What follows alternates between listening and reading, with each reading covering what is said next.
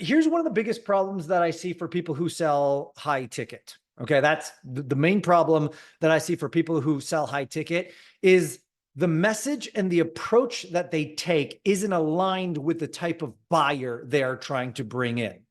Right. And you hear me use the example of Mazdas, McLarens, and Mercedes, for example, right? You have to be clear if you're selling McLarens, then that's a different type of buyer with a different process, a different buyer psychology, a different way. If you're selling Mercedes, that is a different type of buyer with a different cash situation that will buy that vehicle in a very different way. Or if you're selling Mazdas, same sort of thing, different buyer. And so the disconnect that a lot of people have when it comes to selling high ticket, which is everybody in here. And again, I put high ticket in brackets. High ticket to me is anything that requires a phone conversation to sell. That could be $2,000, it could be $200,000, or it could be $2 million. Whatever it be, you can define it. But I always used to, how I've approached it and how I've discussed it as of now is being, well, information seeker, solution seeker, right? A high ticket buyer versus a non-high ticket buyer. Another way I want to present this for you to consider as you put together your messaging and your languaging is I'm going to break it out into three categories. So we'll call it the types of buyers, the value that they operate in, and then ideally some examples to help drive this point home. And again, you'll have to forgive me. This is not fully flushed out yet, but this is where my mind has gone into thinking about certain things. So the first type of buyer is a commodity buyer. Okay. This is kind of like, this is the reason why, let's say Walmart exists, right? It's budget pricing. It's someone who just wants the best thing at the cheapest cost, at the lowest value. They don't really care about all the bells and the whistles. They just want the thing. And so the value is what's known as utilitarian value, or the utility of the thing, utilitarian value. It's when they consider making a purchase, they are asking, what is the utility of this thing? How can I use it and function it in my life? I'm not looking for bells and whistles. I'm not looking for features. I'm not looking for all this other stuff. I just want the thing and the utility of it to get me what I'm looking for.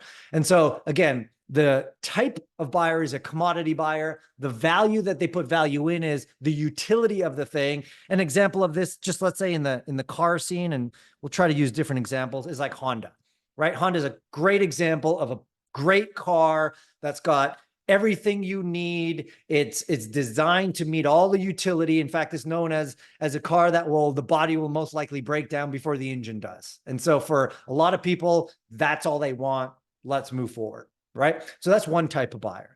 The second type of buyer is an aspirational buyer. And I'm going to make up a word here because I couldn't find the actual word, but these are people who buy based on an aspirational outcome. They're driven by not even like fears or frustrations, wants. They're driven by aspirations. And so what they value, and I'm going to put this in quotes, is the futureness of an outcome. So it's not where they're at now, but it's like, oh, one day I might be an Instagram model. One day I might have six-pack abs. One day I might whatever.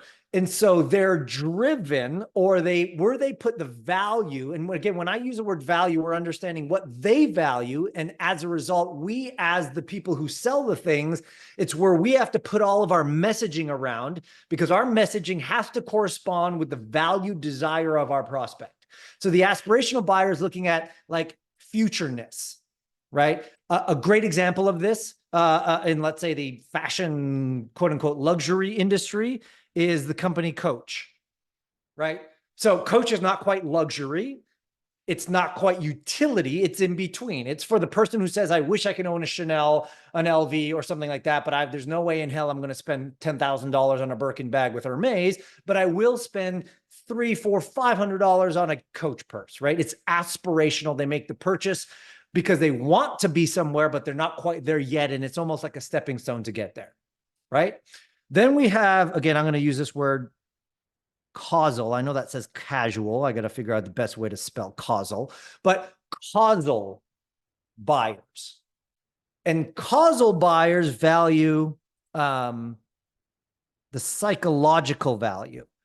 A perfect example, just so you get the idea, is like Tesla or like Tom shoes.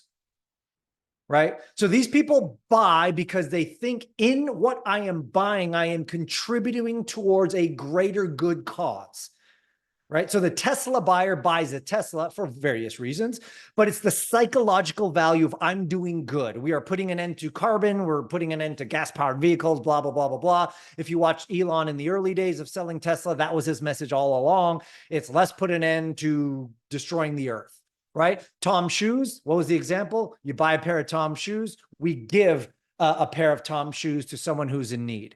And there's a lot of this triple bottom line type stuff where people buy for the psychological benefit of I am contributing towards a greater overall cause. One of my good friends, Matt Bertulli, owns Pila phone cases, and their main cause is putting an end to plastics in oceans, period. And so the people who buy them, yes, they like the designs and they like the other stuff, but again, it's because they're getting behind a cause. Okay. Next down the line is premium buyers. And premium buyers have a value in the monetary idea, right? So the idea is I want to buy something that's on the higher end, not quite super high end, but I want to buy something that's here. I like premium things. I like things that have established value. I like getting great bang for my buck, but I also like not cheaping out on what I'm getting. So they're not budget buyers. They're actually willing to spend money for something that's kind of in the higher tier. In the car world, you know, we can call this like the BMW or Mercedes Benz. In the fashion world, this can be kind of like Lululemon or Viore, if you're familiar with them. It's kind of like higher end athletic wear. That's Lulu, right? They charge got $120 for a pair of tights. Lululemon, you know, that's it. Mercedes, again, premium. They're on the highest level, but affordable, but you're paying for quality. That's the idea of the premium buyer. Then we have the ultra premium. And the ultra premium is motivated by hedonic value. In other words, I buy because of how this makes me feel. So there's many different ways or reasons why people buy, but a hedonic buyer or an ultra premium buyer is buying because of how that thing makes them feel. It's not quite the highest class, but it is fairly up there. A good example of this in the car world is Porsche, right? They're not selling $700,000 cars, but they are selling $150,000 to $250,000 cars. A good example of ultra premium would be also Apple or even like Tiffany when it comes to jewelry, right? Tiffany's not a Rolex. It's not quite, but it is premium. And the ultra premium people, again, are buying because of how this makes them feel. It's the blue box of Tiffany. It's the Porsche of the heritage of the car, et cetera, et cetera. And then lastly, in the fashion world, it would be called luxury, but we're not in fashion per se. So I would just call this the opulent buyer. And the opulent buyer values identity, values social status, and they buy based on outbound signals, meaning they make a purchase not for themselves, although it is for themselves. They make a purchase to signal to the world around them that this is who I am, and this is the status in which I portray to the world. This is opulent. This is where you go, you know, Ferrari, Bugatti in the car world. This is where you'd go in the fashion world, Hermes or Louis Vuitton, whatever, right? But the opulent buyer, again, buys for signaling to the outside world in some way, shape, or form, this is who I am and this is my status.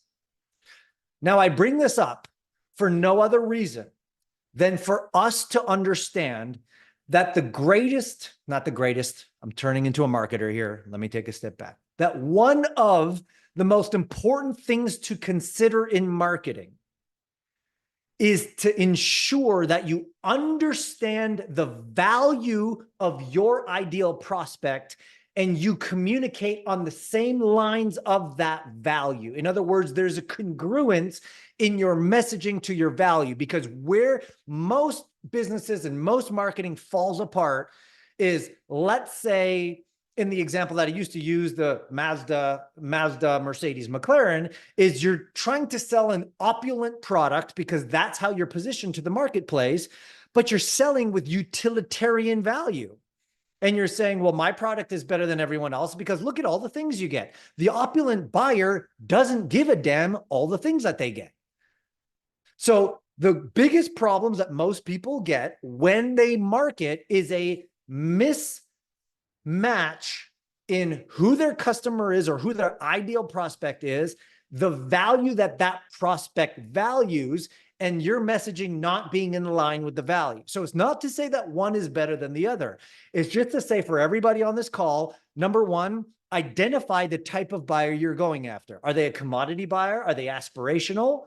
Are they causal? Are they premium? Are they ultra premium? Or are they opulent?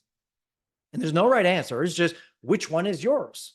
And are there a little bit of blends in between? Potentially. Someone can be a ultra premium causal buyer. They'll spend a lot of money for ultra premium stuff, but they're more motivated by the cause behind it. So there could be some crossover. But step number one is to identify what type of buyer is my ideal prospect. Don't change it. You don't have to change it. It's just to be very clear about what type of buyer is my ideal prospect. Two is to understand the value that motivates them to buy. Because remember, transactions or purchase stuff is nothing more than value exchange. So when you can communicate, hey, I understand your value. Here's the value that I'm bringing to you. Here's what you can have. And then they'll exchange money for it. That's all that a transaction is. It's value exchange, but you need to be in alignment with that.